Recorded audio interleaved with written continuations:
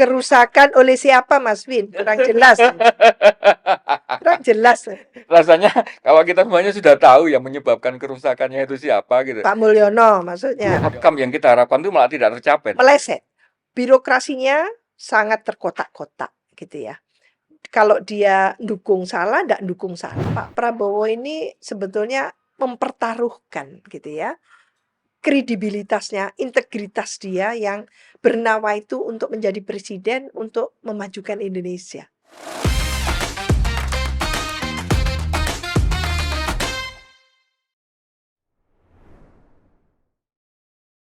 Salam Pancasila. Kawan, bertemu lagi dengan saya Winarko Ngantiwani di Ruang Dialektika. Mengawali siniar kami di tahun 2025 ini, kami mengundang narasumber yang sebenarnya cukup lama kami tunggu kehadirannya, tapi karena berbagai macam alasan baru sekarang berkesempatan. Seorang peneliti, seorang pakar politik, seorang yang suaranya seringkali sangat jernih untuk melihat berbagai macam fenomena politik, dan kami undang beliau mungkin untuk mengawali tahun 2025 ini dengan harapan mudah-mudahan bisa membantu kita untuk memandu kira-kira melewati tahun 2025 ini dengan ya kira-kira harapan yang lebih cerah lah untuk melewati berbagai macam fenomena politik ke depan.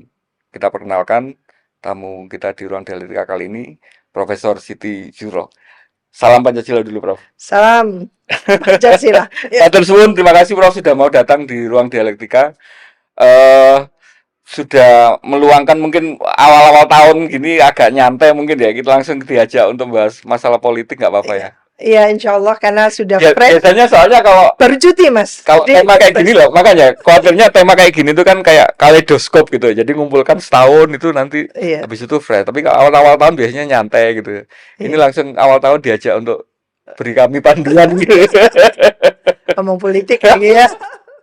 Sedikit merekap di pergantian tahun kemarin, mungkin saat ketika banyak orang masih liburan, itu kan banyak peristiwa penting ya kira-kira dalam politik. Kita mulai dengan kemarin ada keputusan MK untuk menghapus, bahkan tidak hanya menurunkan tapi menghapus syarat untuk presidensial threshold. Betul. Yang tadinya partai itu harus disyaratkan memiliki 20-25% suara. Sekarang partai yang sudah sah ikut pemilu itu bisa mencalonkan berapapun capaiannya kan, artinya bisa partai parlemen, non parlemen. 0% ya. 0% bisa mencalonkan. Ini kira-kira akan ada dampak positif atau negatif, Prof, di konteks kehidupan kita berdemokrasi ke depan? Iya, overall ya kita memasuki 2025 kan tentu kita punya memori 2024 yang tidak seluruhnya cukup menggembirakan bagi warga negara. Bagi saya memori yang agak gelap sekali. Iya, jadi tentu dengan memori yang tidak seluruhnya ceria gitu ya, yang cerah seperti itu, dan bahkan seolah kita tidak perspektifnya itu kayak apa gitu. Maka kali ini kita punya pemerintahan baru. Jadi dengan pemerintahan baru kita harapkan ada kebaruan gitu ya, kebijakan-kebijakan baru, dan alhamdulillah gitu. Pertama kita mendengarkan tidak non politik itu adalah wah ini ada tunjangan untuk guru. Wah, itu kan senang kita.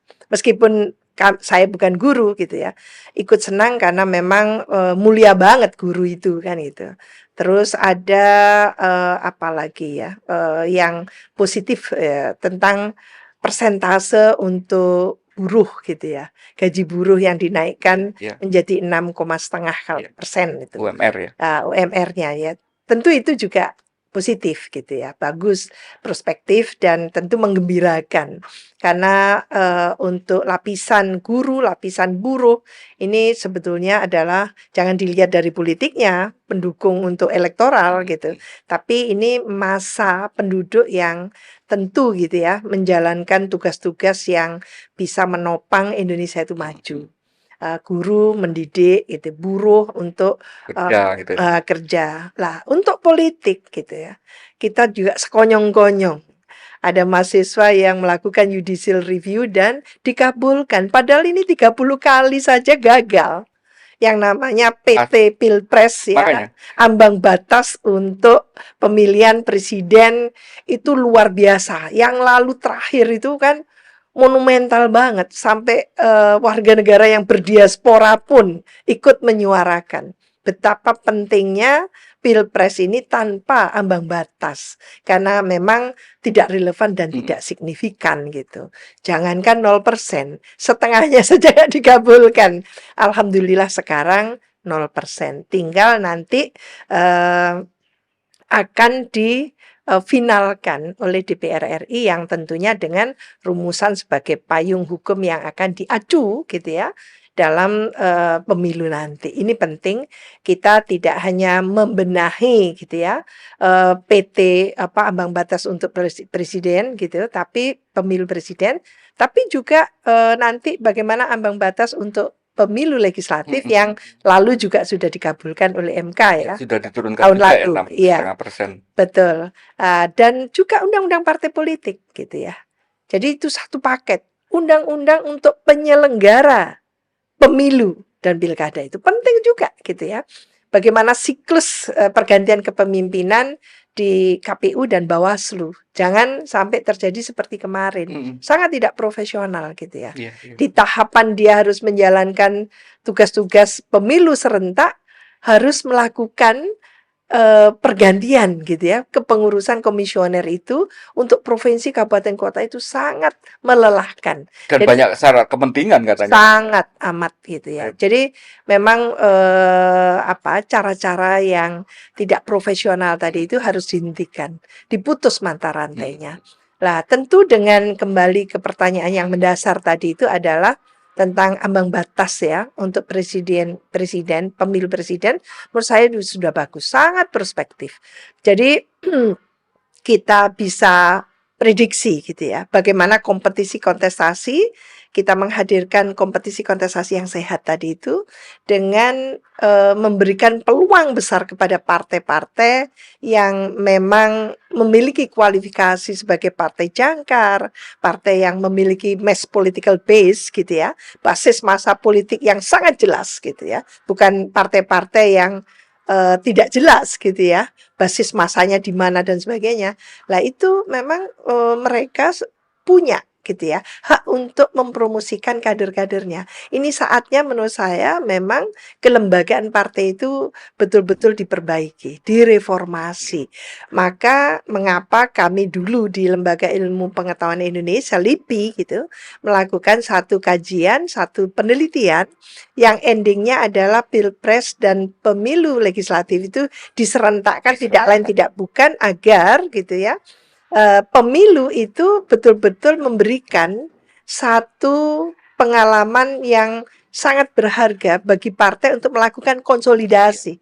Jadi pelembagaan partai di situ. Nanti partai yang secara persyaratan tidak lolos dalam arti itu tidak lolos tuh natural, memang tidak diloloskan karena rekayasa, bukan natural. Memang karena publik tidak Betul. menghendaki. Nah itu, kita harapkan seperti itu. Tapi ternyata juga tidak pernah turun sampai ke jumlah partai yang cuma 5 atau 6, masih juga 9, 10 gitu kan, dengan belasan yang ikut seperti itu. Jadi sebetulnya ke depan Indonesia itu memerlukan partai-partai politik yang berkualitas, yang memiliki basis massa yang terukur dan pasti. Bukan lalu swing voters yang baru diharapkan oleh partai-partai, tidak. Jadi harusnya seperti itu, partai jangkar dia kan gitu. Nah, ini yang mungkin menjadi pekerjaan rumah baru ya dari partai-partai itu, bagaimana nanti kompetisi kontestasi di 2029 yang kita harapkan well on the right track. Tidak lagi menghalalkan semua cara, pokoknya menang. Itu cuman istilahnya jargon jadul gitu ya, jargon yang jadul, apalagi politisasi SARA itu sudahlah tidak perlu kita lakukan lagi. Jadi memang ke depan betul-betul kita menyongsong Indonesia Emas. Kompetisinya ini betul-betul harus sehat.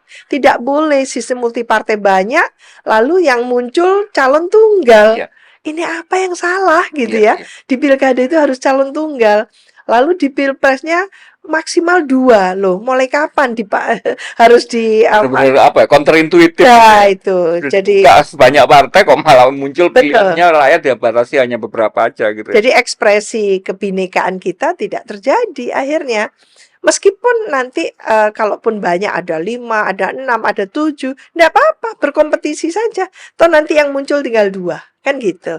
Lah di situ orang diajari, warga negara itu mendapatkan literasi politik gitu, Mhm. dengan kompetisi kontestasi yang sehat. Tidak seperti sekarang seolah-olah pemilunya belum selesai, udah ketahuan siapa yang menang kan gitu. Biar biar ini audiens kami juga lebih paham, Prof. Iya, Dari tahapan sudah diputuskan ini, mhm. berarti nanti tetap butuh ada operasional kan untuk lebih detail pengaturannya Oh yang iya, itu akan dilakukan oleh DPR lagi.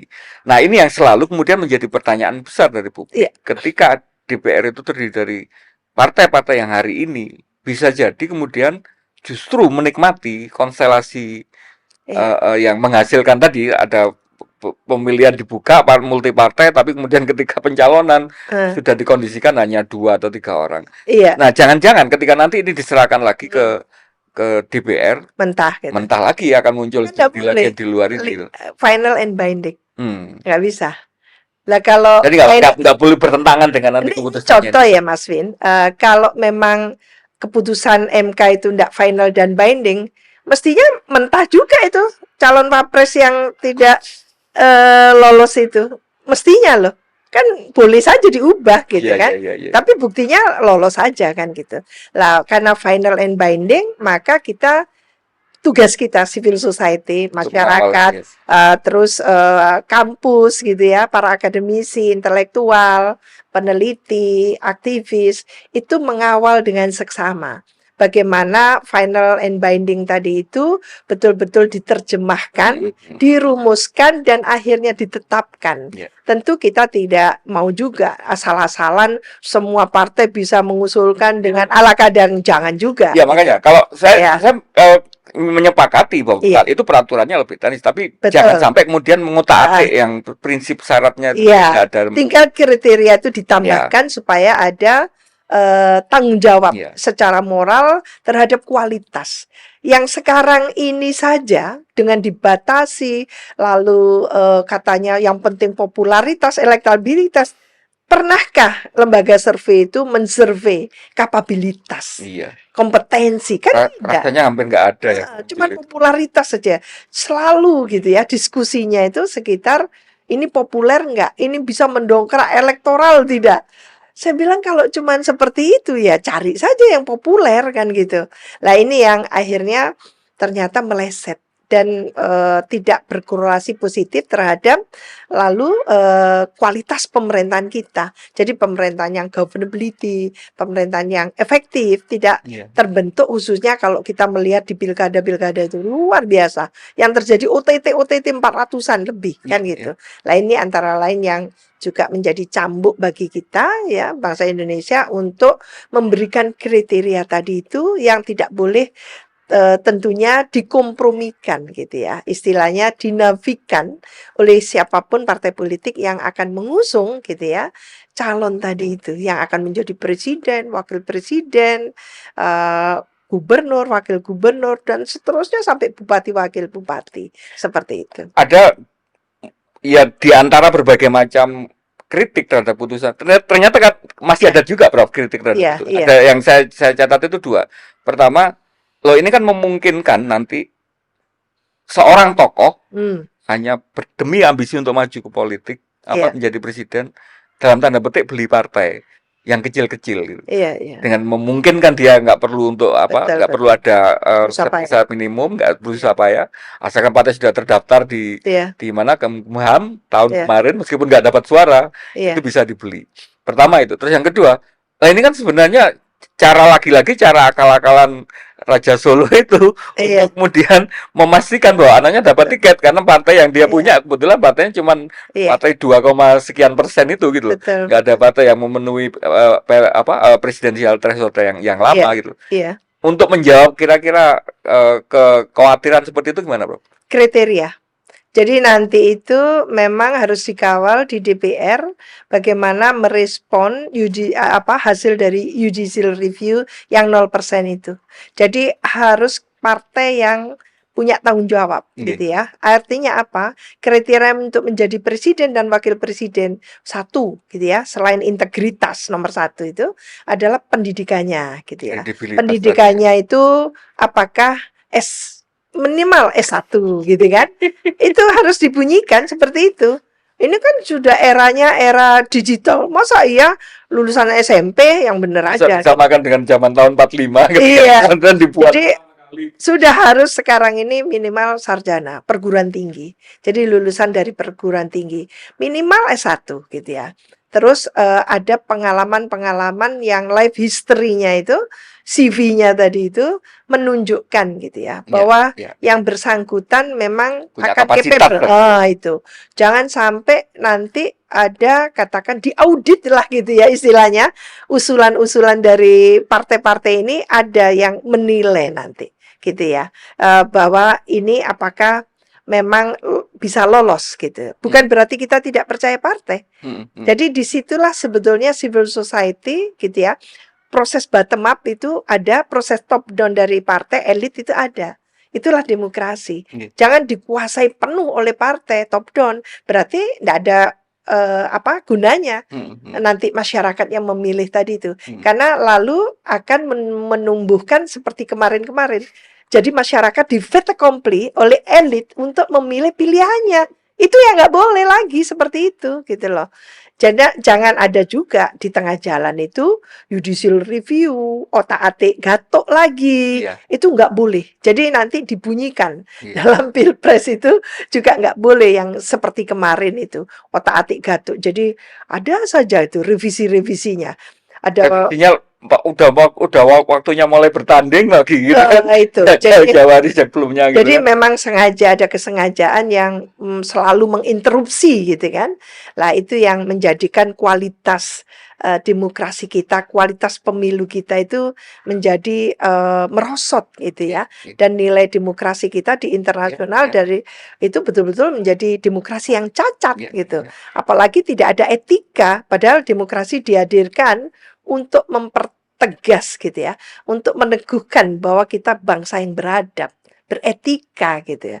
Ini mendadak sudah etikanya nggak ada, keberadabannya nggak ada. Itu bagus lagi kemarin nggak terjadi chaos gitu kan. Iya. Coba kalau ada chaos, itu bahwa politik harmoni itu secara tidak sadar kita miliki gitu loh. Jadi bagaimana menjaga harmoni di antara komunitas, di antara masyarakat gitu ya, di antara yang memang majemuk seperti ini gitu. Akhirnya Itu menerima. benar-benar berkah ke lokal wisdoman kita, Betul. masyarakat yang memang senang rukun aja ya sebenarnya. Iya, jadi Terus ada apa ya? diacak-acak kayak gitu, tapi ternyata masyarakat ternyata nggak terlalu berpengaruh untuk sampai chaos gitu ya. Betul, mau dibentur-benturin gitu ya, dengan isu intoleransi, itu kan enggak ada sebetulnya, diada-adakan saja. Jadi masyarakat itu dibentur-benturkan, tapi kita punya local wisdom gitu ya, kita punya local genius gitu kan, kearifan lokal, ada sosial capital kita, yang tadi saya sebutkan senantiasa kita menjaga politik harmoni. Jadi harmoni kita. Jadi 4 konsensus dasar kita, Pancasila, konstitusi, tentang NKRI, Unitary State kita, tentang kemajemukan Bhinneka Tunggal Ika kita, itu memang Indonesia banget gitu ya. Yang ini yang tidak boleh kita merasa Gitu ya. tercerabut dari akar Iya. kita kan gitu. Dan Inilah harusnya Indonesia. politisi tahu untuk tidak main-main soal itu kan. Betul. Lah ini adalah asa gitu ya. Setitik asa kita dapatkan dari pemerintah baru Pak Prabowo ya, khususnya dengan ungkapan-ungkapan yang sangat eksplisit gitu ya, keberpihakan pada NKRI. Yang harapan kita kan membangun Indonesia memihaki bangsa sendiri. Itu kita harapkan gitu ya. Jadi bukan memihaki bangsa lain gitu ya. Apalagi kita ditopel atau disubordinate oleh bangsa lain. Jadi kita harapkan betul-betul kita akan menyongsong Indonesia Emas 2045 itu dengan sungguh-sungguh kita membangun peradaban kita. Ya mudah-mudahan dengan melalui makan gratis, bergizi, itu betul-betul nanti menyadarkan bahwa kita warga negara Indonesia harus makan makanan yang betul-betul bergizi. Iya, iya, Jadi iya. mulai tersosialisasi dan mulai sadar bahwa kita semua tidak ada beda antara kamu dan kita, antara kaya dan miskin, kita wajib untuk makan hal yang sangat bergizi. Lah itu ada kesadaran baru. Sebelum nanti kita lebih jauh membahas tentang program-program atau posisi politiknya Pak Prabowo, saya ingin sedikit aja untuk kembali ke yang keputusan MK tadi, khususnya Iya, mungkin arahnya gini, Bro. Mungkin kita perlu mengapresiasi sedikit MK posisinya karena selama sepanjang tahun kemarin itu kan 2 kali ngasih semacam, kalau istilahnya orang bertinju itu tiba-tiba dikasih sudah mau KO gitu ya, sudah mau sempoyongan tiba-tiba dikasih injeksi bisa nafas banget. buatan gitu bisa bangun lagi gitu kan. Waktu Iya, Agustus kemarin sempat ada yang rame-rame ketika sudah ada keputusan MA untuk kemudian menurunkan ambang batas usia untuk pencalonan kepala daerah gubernur yang tadinya kata 30 tahun itu clear saat pelantikan gitu. Saat pencalonan itu yang MA itu digeser. yang Makanya beredar dari MA itu kan gitu ya. ada Iya, pengkondisian seperti itu yang betul. kemudian sama MK dibalik dan Iya, dibalikkan itu dan iya, kita dikasih angin surga, bukan angin betul. surga, angin bantuan hidup list line saya nyebutnya, untuk kemudian keputusan mencalonkan itu diturunkan dari 20% menjadi 6,5 sampai 7% tadi. Betul, betul. Yang kedua yang akhir tahun kemarin untuk Iya, menghapus ambang batas presiden. iya, Padahal di awal tahun MK sempat kita maki-maki bersama kita sempat kritisi bersama iya, ketika betul. mengutak-atik Iya, pencalonan wakil presiden gitu ya. iya, Nah, ini ada pandangan positif bahwa MK sudah kembali ke marwahnya sebagai anak kandung reformasi, iya, sebagai penjaga konstitusi. Tapi ada juga yang memberi semacam kritikan gini, Bro. Ketika semua keputusan penting ini tidak lagi kita bisa berharap kepada iya, mekanisme politik di DPR. betul. Ini kan juga sebagai sebuah sistem, ini kan juga Iya, bukan hal yang menggembirakan.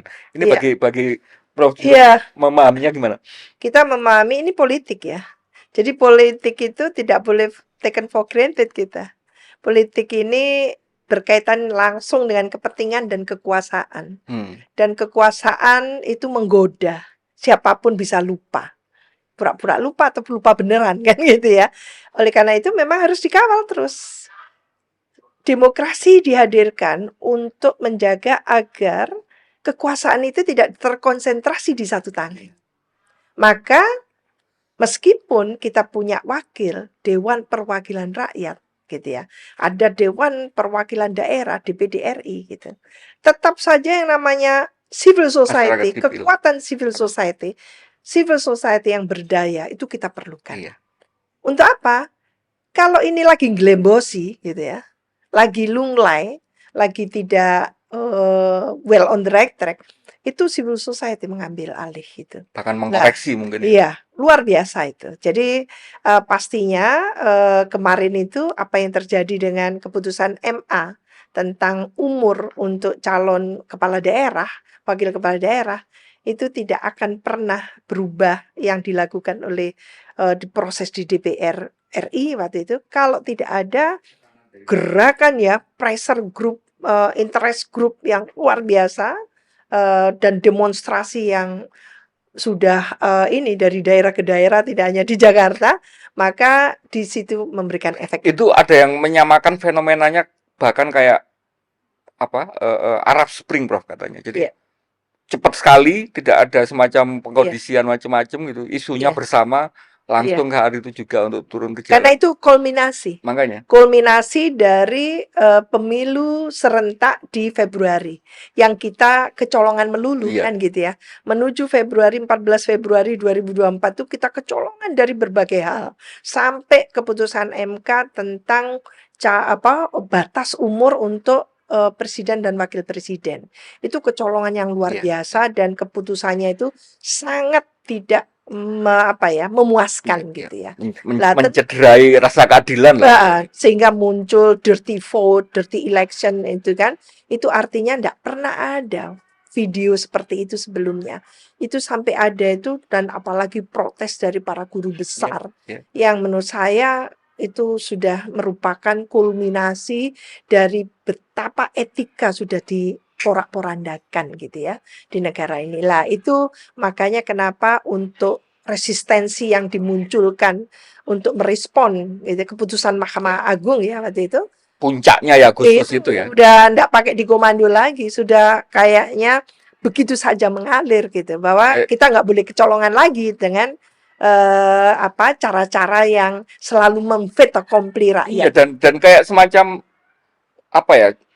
Ada perlawanan yang benar-benar langsung Iya, terhadap, kalau saya nyebutnya sewenang-wenangnya DPR ya. DPR itu kan seringkali kalau usulan program apa undang-undang yang itu tidak sesuai dengan mereka lama sekali. betul Yang saat betul itu betul. ternyata kemudian ketika sesuai dengan mau mereka hanya semalam bisa ngumpul, Iya, bisa hampir selesai sepakat semua betul. fraksi gitu kan. Ini Iya, kan benar-benar karena kayak ada komando menginjak-injak kan. karena ada komando gitu. Komando Ada dari orkestrasinya ya gitu. ya tentu tidak bengal gitu Iya. ya, penguasa Iya. tidak bengal Iya. gitu ya. Iya. Apalagi ini kan taruhan untuk Pak Prabowo tentunya ya, Iya. untuk Pak Iya. Prabowo menurut saya taruhan dia ingin tidak menciderai langkah awal dia ketika dilantik terus 100 hari pertama gitu kan, itu menjadi satu taruhan yang Iya. luar Iya. biasa. Iya. Belum apa-apa sudah mosi tidak percaya dari masyarakat, tentu untuk pemimpin yang cerdas itu Bener-bener tidak kalau saat mengenakan. itu sampai lolos itu kayak dosa warisannya itu Oh langsung iya, dirasakan Prabowo lanjut sebenarnya. ya. Jadi menurut saya tangkas, cukup tangkas, dia harus menghentikan itu Iya. gitu Iya. ya, dengan semua resikonya tentunya yang tidak mengenakan bagi yang ingin berkuasa terus-menerus itu gitu ya. Iya. Nah, kaitannya dengan itu, Prof, rasanya tadi kita membahas tentang bagaimana ketika demokrasi proses elektoral itu tidak berkualitas, itu kan kemudian akan Mhm. menimbulkan berbagai macam persepsi negatif dan penilaian terhadap demokrasi. Iya. Kemarin juga muncul, Prof.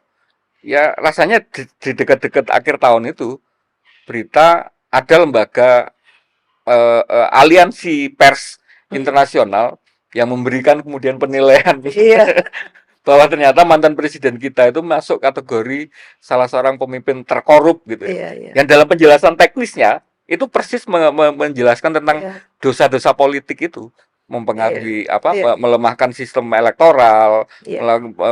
mengkebiri KPK dan sebagainya. Betul betul. Yang itu rasanya kemudian juga hari ini masih menjadi semacam kontroversi. Iya. Apakah kita memang serusak itu kemudian sampai dinilai pemimpin kita korupsinya sampai dinilai sebagai salah satu yang tertinggi Iya.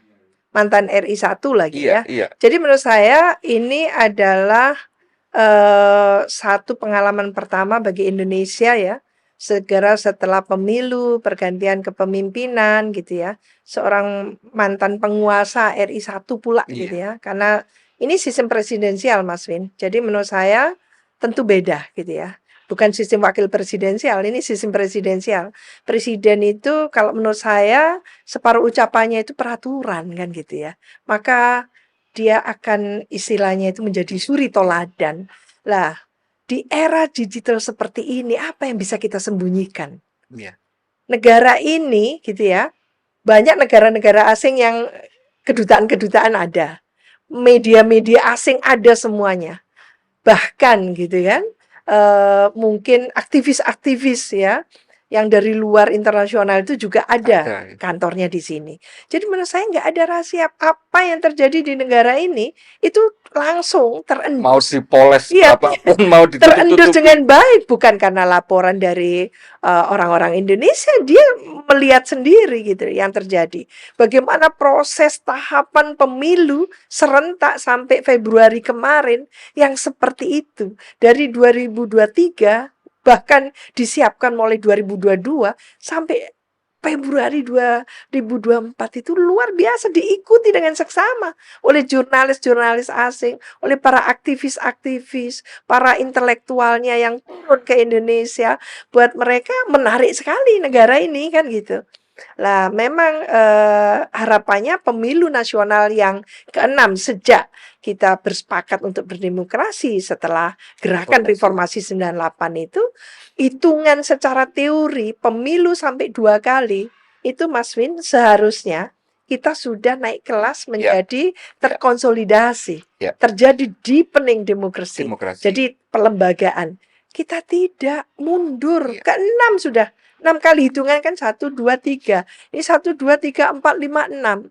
Kita Apa itu? stagnasi di situ. Backsliding gitu ya Iya, mengalami malah penurunan. setback kan gitu. Lah ini yang mengapa kok terjadi, semacam apa ya, tidak hanya demokrasi cacat gitu ya, tapi ini, paradoks demokrasi.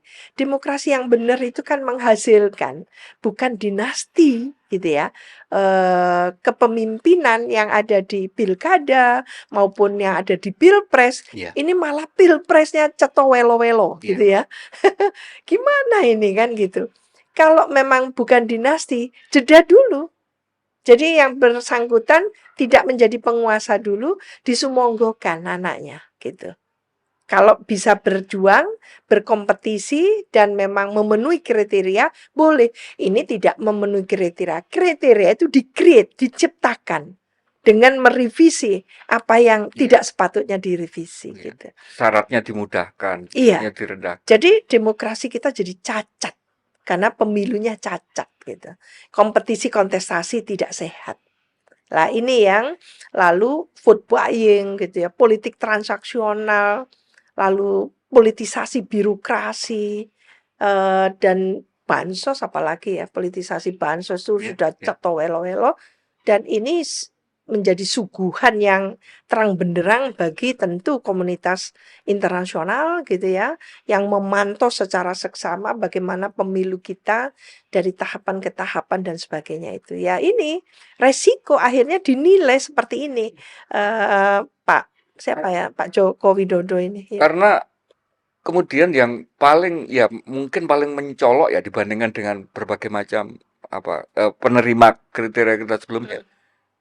Pertama berkuasanya relatif pendek, hanya 2 periode. Iya, Karena kemudian ketika dibandingkan dengan pemimpin-pemimpin yang korup dari iya, banyak betul. negara biasanya yang Iya, panjang sekali gitu ya.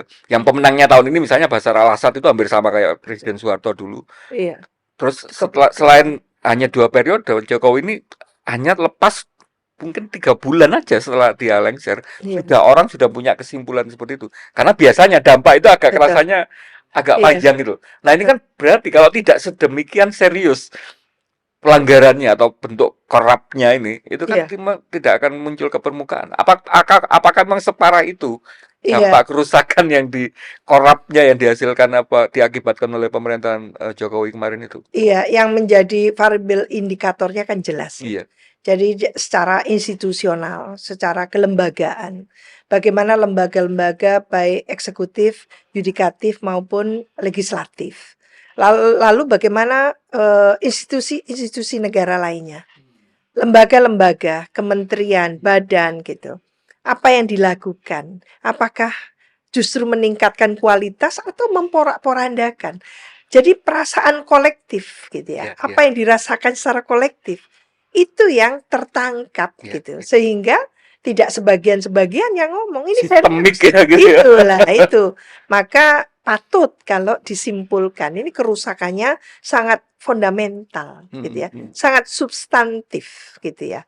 Apa yang negara mestinya ini negara hukum tapi menjadi negara kekuasaan. Karena semua selesai dengan pendekatan kekuasaan. Dan itu yang tentunya tidak boleh gitu ya. Menggunakan gitu ya kekuasaan untuk kepentingannya gitu. Untuk kepentingannya sendiri, untuk golongannya dan sebagainya. Lah itu ya tentu tidak boleh. Abuse of power gitu kan. Demokrasi memberikan satu amanat harus transparan Ya, dan akuntabel gitu ya, selain partisipatif kan gitu. Lah, transparan akuntabel tadi itu nggak terjadi nggak terjadi. akhirnya. Lah, karena sistem sudah sebegitu terbuka dan sebagainya, sulit untuk pemerintahan manapun menutup-nutupi kerusakan Ya, birokrasi, kerusakan di sistem katakan DPR-nya menjadi sangat eksekutif heavy kan gitu ya. Itu nggak bisa ditutupi lagi gitu loh. jadi cetau welo-welo tadi. Iya, Oke. yang kita sangat khawatirkan adalah terjadinya disfungsi kelembagaan. Kalau disfungsi kelembagaan ini permanen, kita akan menjadi negara lemah. Ya, Negara lemah yang permanen negara menjadi gagal. negara gagal. Kita nggak mau, kan gitu. Maka ini kita bangkit. Saya rasa Pak Prabowo paham betul Ya. bahwa negara NKRI ini sedang tidak sangat baik-baik saja. Nah, ini Makanya kenapa terobosan dibikin sedemikian rupa dengan fokus pada membangun ketahanan pangan gitu ya. Dan sudah mengatakan impor kita akan kita hentikan. Kita Itu coba sekarang bagus. membaca atau ya berharap mungkin ya terhadap apa Iya, yang kira-kira dilakukan. Kalau mendengar iya, penjelasan Prof tadi sebegitu serius memang kerusakan atau kemunduran demokrasi yang kita alami. iya. Harapannya kan tentu saja pemerintahan baru ini ada kesempatan untuk mengkoreksi. Hmm, Tapi pertanyaan pertama selalu ketika seseorang mau mengkoreksi, diagnosanya sudah dilakukan dengan benar atau enggak gitu. betul. Karena kemudian, Prof, mohon maaf, ketika proses penyusunan Hmm, kabinet kemarin, salah satu yang menjadi kritik dari berbagai pihak adalah tentu saja tetap bahwa oh ini kok seolah-olah kabinet warisan ya, ada nyebutnya harapannya zaken kabinet, dapatnya kabinet second gitu kan, karena hanya warisan dari iya, pemerintahan iya, sebelumnya dengan tool yang tidak benar-benar fresh, iya, dengan pendekatan yang mungkin sejauh ini rasanya masih hanya kuat di orasi, di pidato resmi gitu. iya, betul. Sejauh ini Prof melihat apakah masih ada cukup keyakinan bahwa pemerintah Prabowo minimal memahami masalah, apa Iya, memahami magnitudnya ini, iya, yang maksimalnya tentu saja ada solusi-solusi yang ditawarkan gitu. betul. Iya, di Indonesia itu sistem saja tidak cukup. Bahwa sistem yang baik tadi itu harus ditopang oleh fungsi leadership, Gitu. Ya. kepemimpinan. Nah, itu Contoh baru ya, jalan. harus Nah, contohkan juga ya. lah, kalau dibanding dulu mungkin leadership atau kepemimpinan Pak Prabowo dianggap strong, gitu ya. Maka dia punya kekuatan mengikat untuk mengatakan, jangan ketawa, ini serius kan gitu ya. Ada. Kayaknya kalau yang lalu kan tidak ada terjadi seperti itu. Entah marahnya basa-basi atau apa gitu ya. Tapi nggak ada. Lah, maka sekarang lebih frankly speaking gitu ya, bahwa menteri ini ditarget kan gitu. Memang kita agak jengah juga ketika mendengarkan gitu, ada keputusan 100 lebih menteri dan wakil-wakil menteri.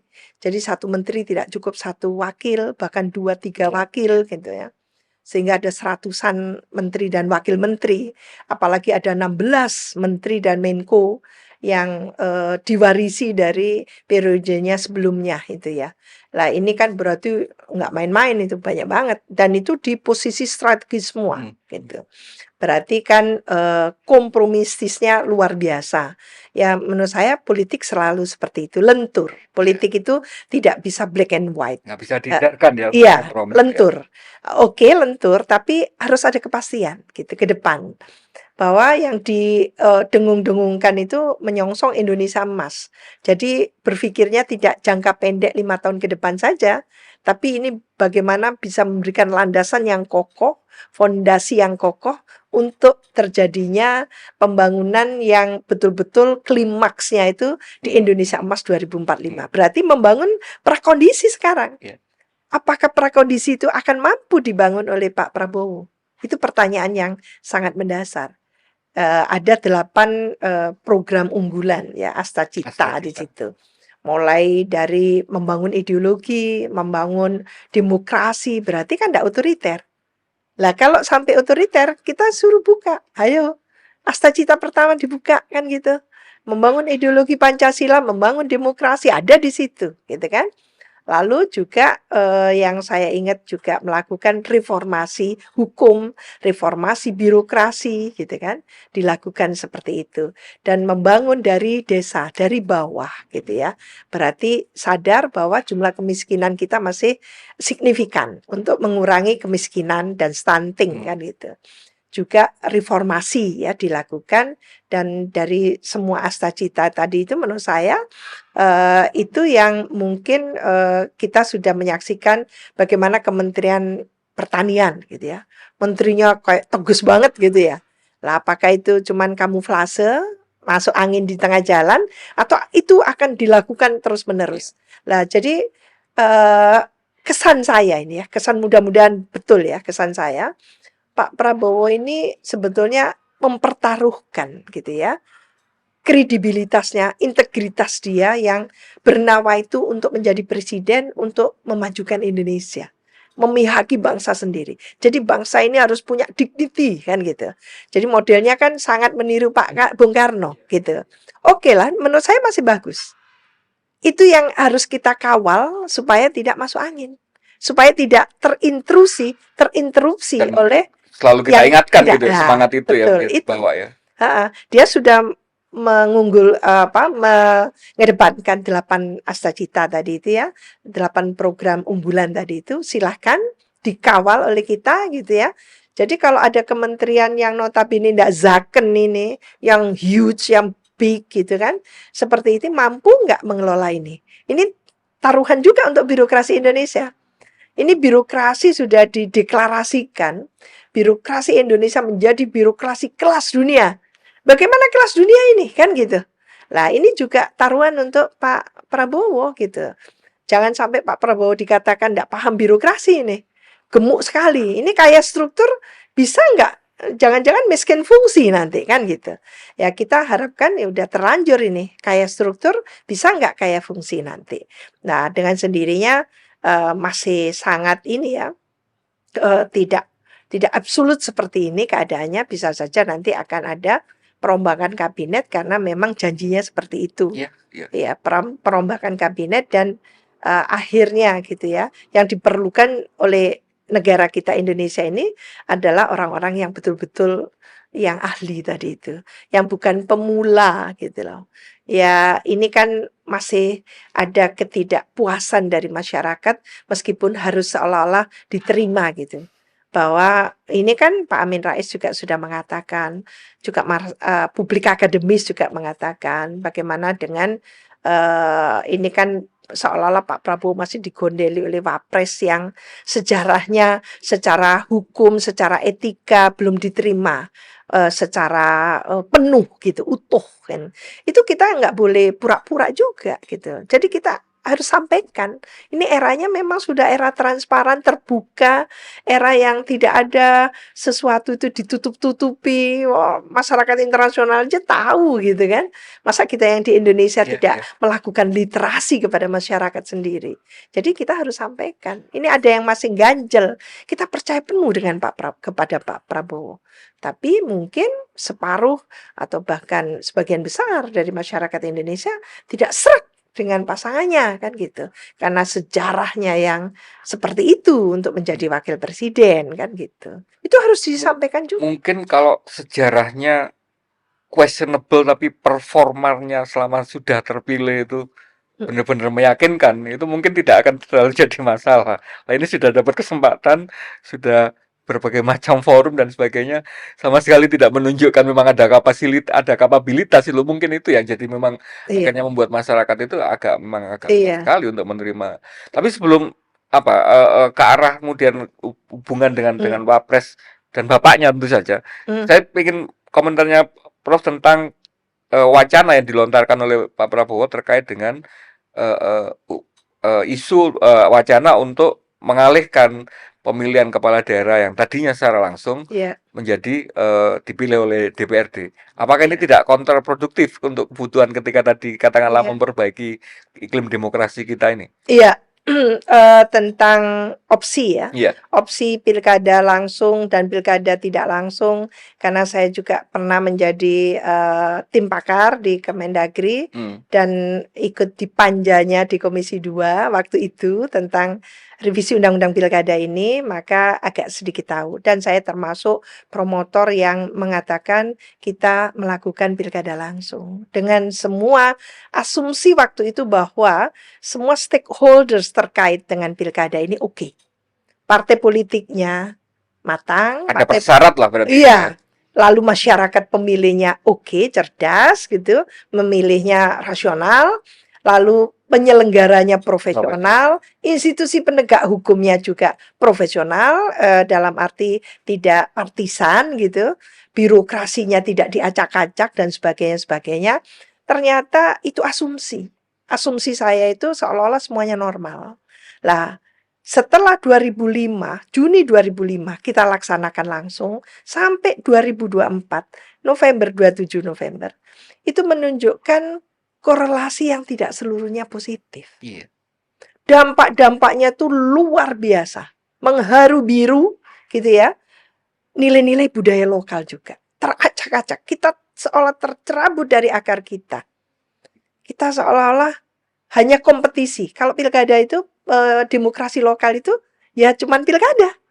Pilkada itu ya seperti itu, gitu. Jadi, akhirnya korelasinya tidak positif terhadap pemerintahan yang baik, gitu ya. Kita harapkan pemerintahan yang efektif, pemerintahan yang mengeksekusi, karena eksekutif kan, program-program yang betul-betul digendaki Justru masyarakat. outcome yang kita harapkan itu malah tidak tercapai. Meleset. Birokrasinya sangat terkotak-kotak, gitu ya. Kalau dia dukung salah, enggak dukung salah. Iya. Bisa nonjok.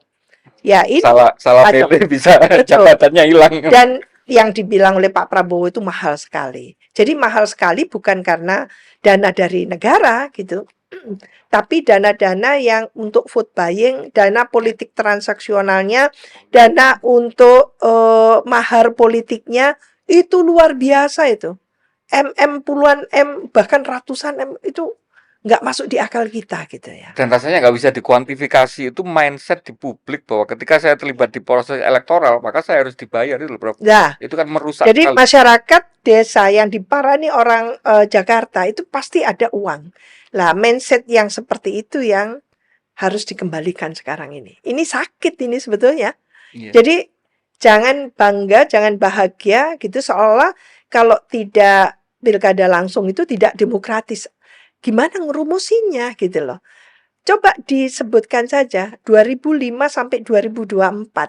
Kalau kita itu semakin bagus, peradaban di daerah bisa dibangun gitu ya. Dignity ada dan sebagainya. Kemewahan kita itu di dignity. Iya. Masyarakat masih melarat, dignity nggak ada. Selesai kita. Bangsa ini bangsa apa ini kan gitu. Maka nggak ada manfaatnya sama sekali kita melakukan demokrasi. Bahwa gitu ya sebetulnya bukan mekanisme langsung dan tidak langsung yang menentukan gitu ya, bahwa demokrasi itu berkualitas, Tapi tidak. goalnya tadi ya, Betul. tercapai apa enggak? Apakah itu tepat? Apakah itu betul-betul gitu ya, berkesesuaian gitu ya, kompatibel dengan masyarakat itu, merepresentasikan masyarakat itu. Apakah masyarakat tidak merasakan tercerabut dari akarnya dengan gaya-gaya seperti itu gitu loh. Lah ini yang harus dipertanyakan. Maka perlu disandingkan bagaimana kalau langsung. Oh, segini lama. Waktu DPRD yang lalu berapa lama diterapkan? Jadi kalau dengan kondisi saat ini kita lanjutkan gitu ya, pilkada langsungnya, tidak ada yang berubah. Sama seperti ini.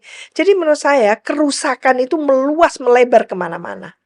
Maka kalau dikatakan tidak ada aktivitas nanti lembaga surveinya, percetakannya dan sebagainya, jangan mikir itunya. Kita ini membangun Indonesia dengan dignity, bukan dengan sekedar uang-uang receh yang dibuang begitu saja kepada voters gitu ya. The needy yang memang secara ekonomi dan secara pendidikan sosial ekonomi itu terbelakang. Ini zolim menurut saya. Kami sempat mengundang Profesor Rias Rasyid, yang juga mungkin salah satu juga arsiteknya waktu memutuskan otonomi daerah, tapi tidak itu. Ya. Beliau nggak setuju dengan DPRD. Makanya itu kan kemudian dalam proses itu kan rasanya sekarang mendapat pencerahan yang hampir sama dengan Profesor Suryo, bahwa kemudian ya goalnya yang kita inginkan dengan praktek demokrasi itu rasanya memang sekarang ya jauh sekali tercapai. Rasanya hari ini kita mempeributkan alatnya gitu, kita mekanismenya. Kita ribut apakah kita mewajibkan alatnya itu harus seperti ini, padahal goalnya meleset sama sekali gitu. Tanyakan saja apakah di Inggris, di Amerika yang sudah neneknya demokrasi, kakeknya demokrasi itu melaksanakan pilkada langsung.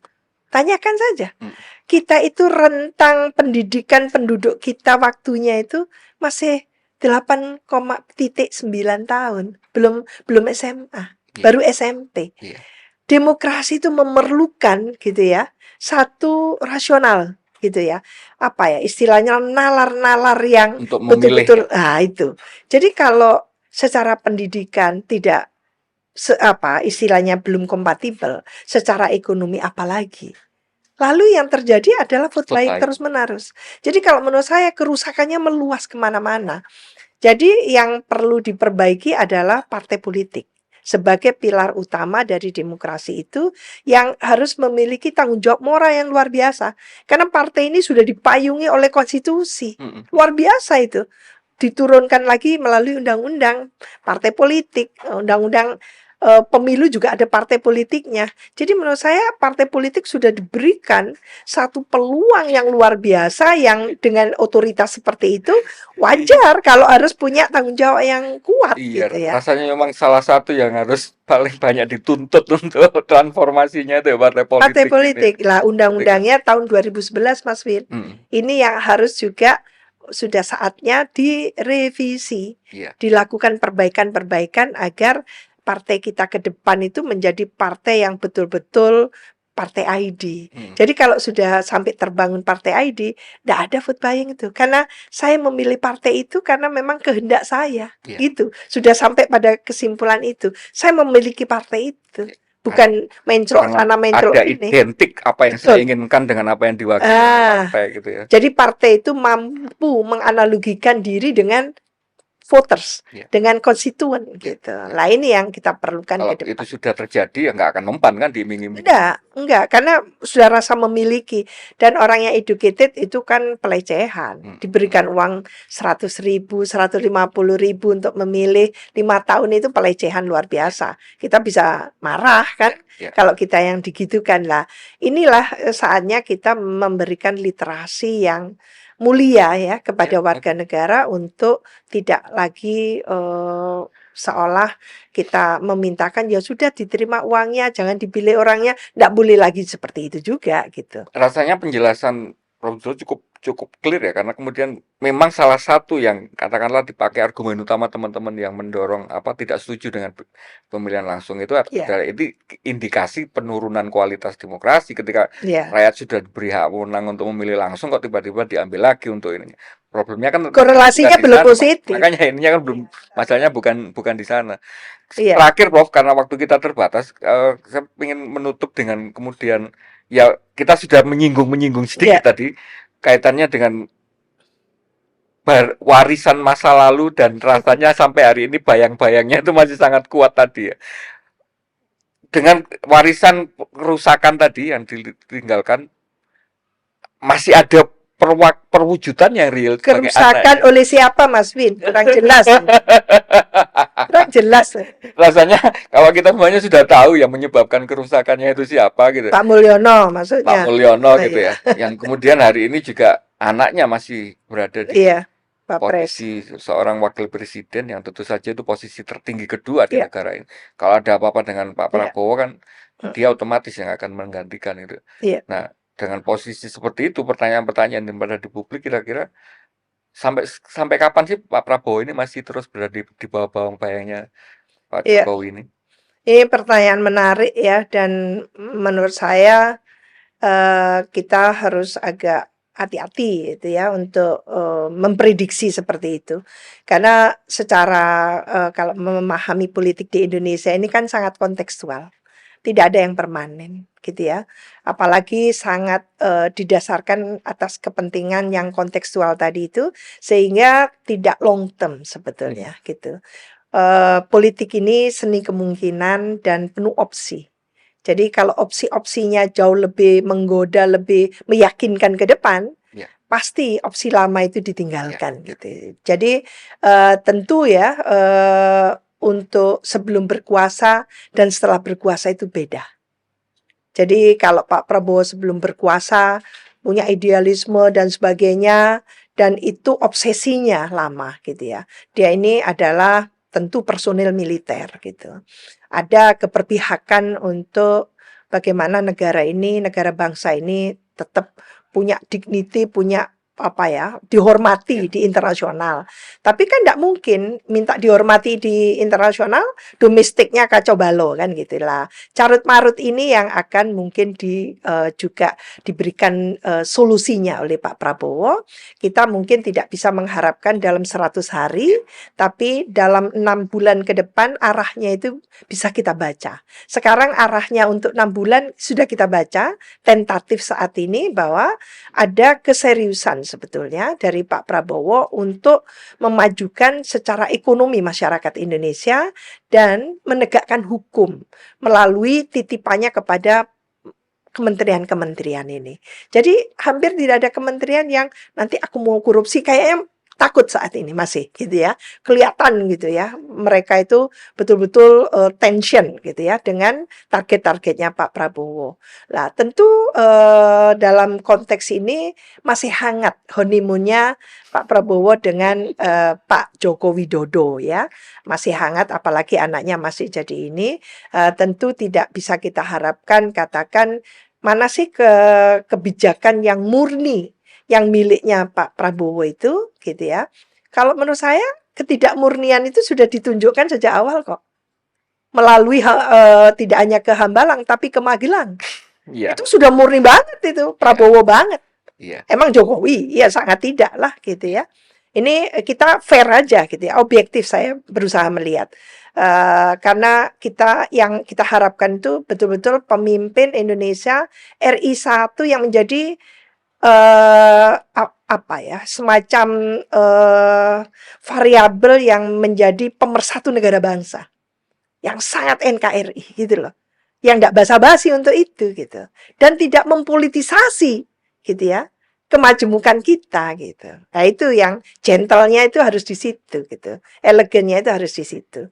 Dan tentu dengan langkah awal dia membawa ke Magelang, membawa dengan caranya ke Hambalang terus Magelang, lalu dengan cara-cara bagaimana semacam ada in touch langsung dengan kementerian menteri-menteri masing-masing itu bukan Pak Jokowi banget gitu. iya, Itu Prabowo banget gitu.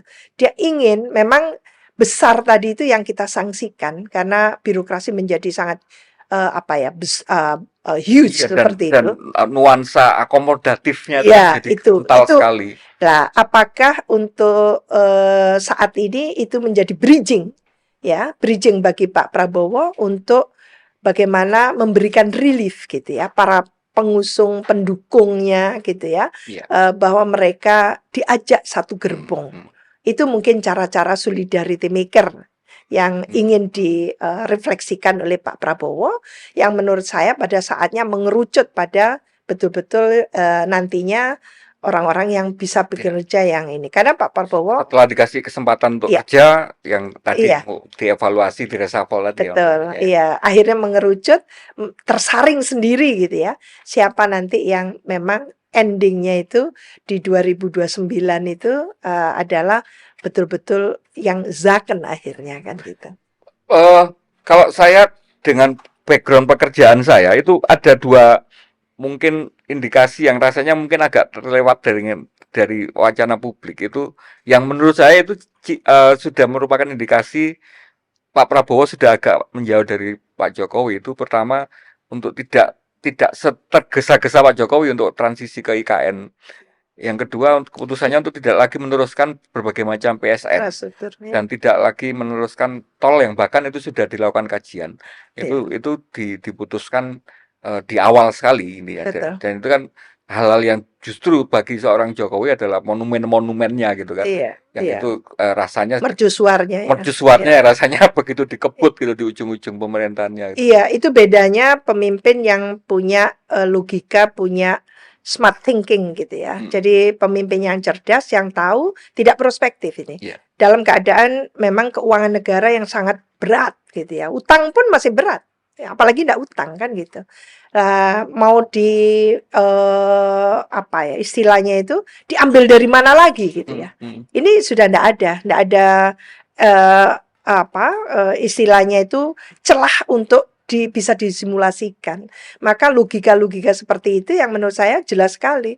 Maka kenapa saya mengatakan dari awal memberikan satu prospek gitu ya, bahwa dari awal saja nanti 2029 baru 2028 mungkin ya, hanya ya, ya. pindah apa gitu ya. Itu pun tidak menjanjikan.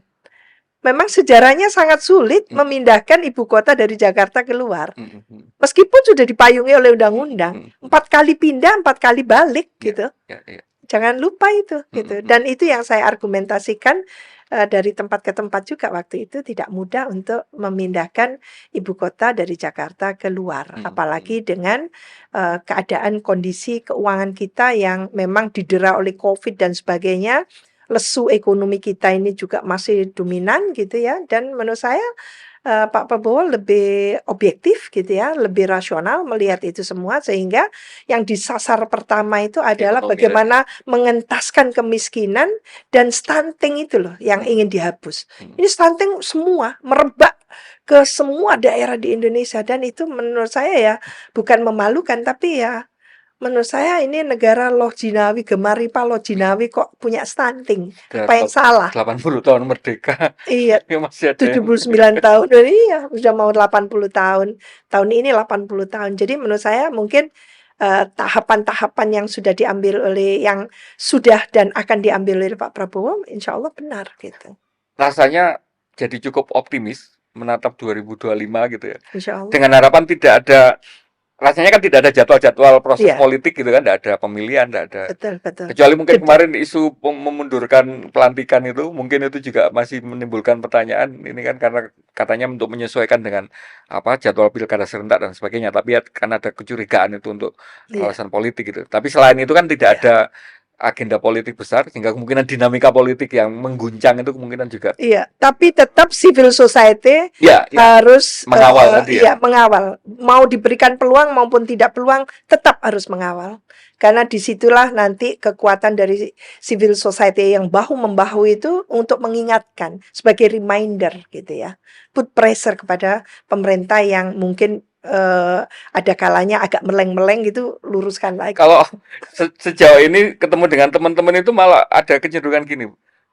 Ini Prabowo ngomongnya sudah bagus, kerjakan gitu loh ininya. Iya, Rasanya seperti itu ininya. betul. Tone-nya itu sudah seperti itu. Di Indonesia itu selalu harus ada pressure dulu supaya dilakukan apapun itu, termasuk mungkin kekerasan-kekerasan di beberapa yang viral itu baru di respon dan sebagainya. Jadi memang harus seperti itu.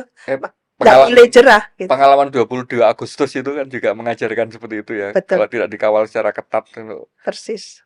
Iya. Oke, terima kasih banyak Prof atas kehadirannya. Iya. Mudah-mudahan tidak kapok di ruang dialektika. Ini bagian dari upaya kecil kami untuk kemudian ikut mewarnai ruang publik ini dengan ya sedikit wacana-wacana yang memberi ya tidak muluk-muluk lah untuk kemudian memberi semacam pencerahan kepada publik Iya. politik, ekonomi gitu. Bagus. Nggih. Untuk tetap berbicara ini aja terang benderang dan memberikan literasi yang penting. Iya, karena kemarin itu salah satu motivasi kami untuk kekhawatiran bahwa ketika seorang Prabowo itu naik, maka ruang publik itu akan menjadi sangat terbatas gitu. Iya, Kan itu asumsi. ketakutannya seperti itu kan itu kan. Iya. Nah, ketakutan seperti itu ya udah kita buka ruang publik sebanyak-banyaknya gitu ini. Betul, betul. Oke. Tapi rasanya itu tidak ketakutan yang terlalu berlebihan sampai hari ini tidak ada Iya, indikasi-indikasi ke arah sana gitu. persis. Tapi tetap Iya. kita kawal proses-proses demokrasi ini. Iya, terutama kebijakan publik ini kan keputusan politik. Jadi tetap aja siapa yang akan dirugikan oleh keputusan politik atau kebijakan publik itu. Siap.